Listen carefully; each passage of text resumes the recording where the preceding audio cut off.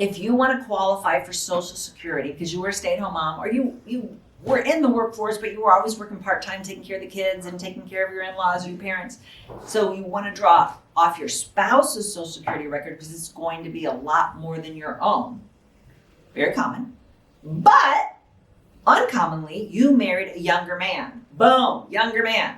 So this can create some problems depending on how much younger your spouse is. So stay-at-home mom, yes, you can draw Social Security, you can qualify for Medicare. Even if you never worked in the workforce, you never paid any money into Social Security or Medicare as long as you're married for 1 year. Yes, it's only 1 year. You're currently married to your spouse for only 1 year. You can draw Social Security and Medicare through your spouse's work record. Now let's say you are 65. You are getting ready to go on Medicare, but your spouse is only 60. Problemo. Because you cannot draw Social Security unless your spouse is at least 62. If your spouse is not at least 62, nor can you get Medicare. Most people don't really talk about this. So this is a problem when you have the younger spouse.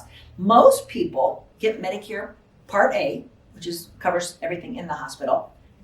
Premium free. It's not free. You paid for it, or your spouse paid for it out of their payroll taxes, but you don't have to pay for it at 65. Medicare Part A. You have to pay for Part B. We talk about Part B a lot. We don't talk about A because most people don't have to pay for it.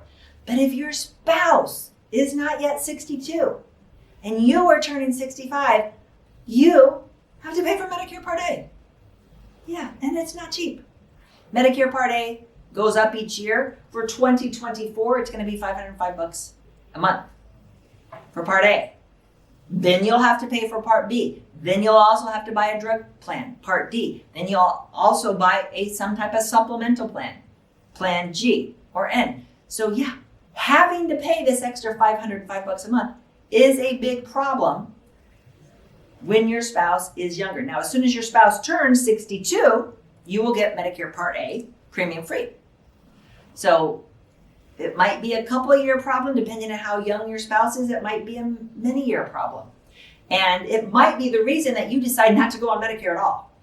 Even though being on your spouse's health insurance is really expensive and he has a very high deductible and it's not good, it might be cost prohibitive for you to go to Medicare. You might need to stay on your spouse's insurance, or you yourself may need to continue working your job if you're getting health insurance through your job. It's something that most people aren't aware of.